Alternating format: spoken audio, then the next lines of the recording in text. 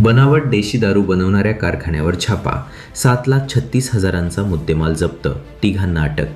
शिरपूर राज्य उत्पादन शुल्क विभागाने तालुक्यातील गधरदेव शिवारात बनावट देशी दारू तयार करणाऱ्या कारखान्यावर धाड टाकून तब्बल 7,36,000 रुपयांचा मुद्देमाल जप्त केला. या कारवाईत तिघांना अटक करण्यात आली आहे. राज्य उत्पादन शुल्क विभागाला कोडीद रामपूर रस्त्यालगत कुडाच्या झोपडीत बनावट देशी दारू तयार होत असल्याची गोपनीय माहिती मिळाली होती.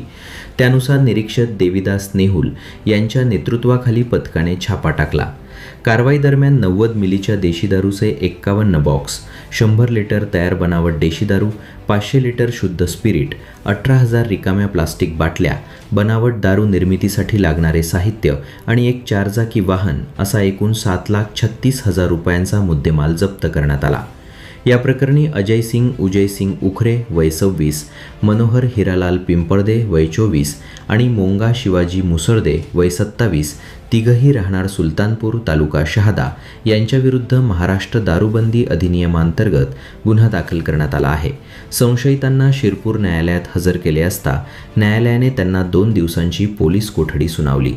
ही कारवाई दुय्यम निरीक्षक संतोष निकम, MD पाटील, जवान काशीनाथ गोसावी, प्रतीक्षा भामरे, केतन जाधव, हेमंत पाटील तसेच वाहनचालक रवींद्र देसले आणि निलेश मोरे यांच्या पथकाने केली. पुढील तपास राज्य उत्पादन शुल्क विभाग करीत आहे. या कारवाईमुळे शिरपूर तालुक्यात अवैध दारू निर्मिती करणाऱ्यांमध्ये खळबळ उडाली आहे.